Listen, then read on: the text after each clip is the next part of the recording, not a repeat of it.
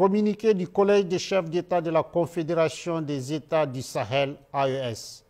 Le Collège des chefs d'État de la Confédération AES regrette la destruction d'un drone des forces armées et de sécurité de la République du Mali, immatriculé TZ-98D, suite à un acte d'hostilité du régime algérien dans la nuit du 31 mars au 1er avril 2025 à Tizawaten, cercle d'Abebara de la région de Kidal.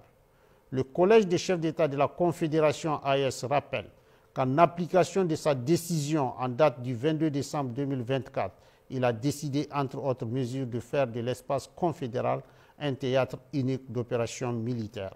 Par conséquent, le Collège des chefs d'État de la Confédération de l'AES considère la destruction du drone des forces armées de sécurité maliennes comme étant une agression visant tous les États membres de la Confédération AES et une voie perfide de promouvoir le terrorisme ainsi que de contribuer à la déstabilisation de la région.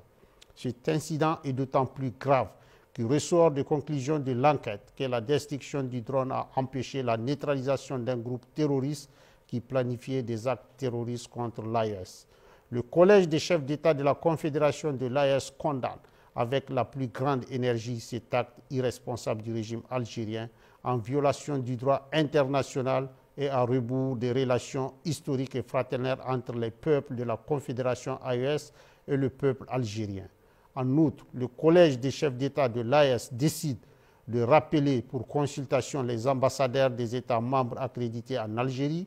Le Collège des chefs d'État de l'AES, d'une part, rappelle au régime algérien que l'éradication du terrorisme demeure une lutte existentielle pour l'AES. D'autre part, exige de lui d'adopter une posture constructive et de contribuer enfin à la promotion de la paix et de la sécurité dans notre région.